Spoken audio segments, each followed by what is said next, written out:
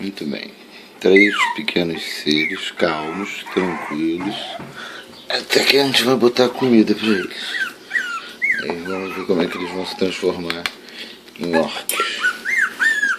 Que comem e atacam toda a comida sem noção. Tem que segurar porque senão já vira. Papel.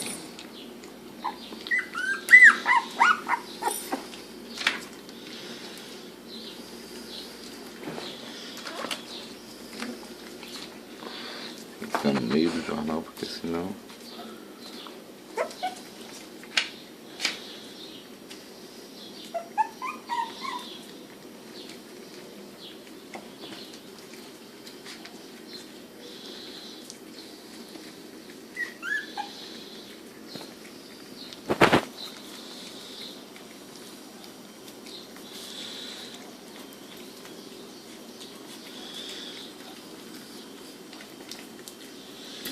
parece que nem come, né?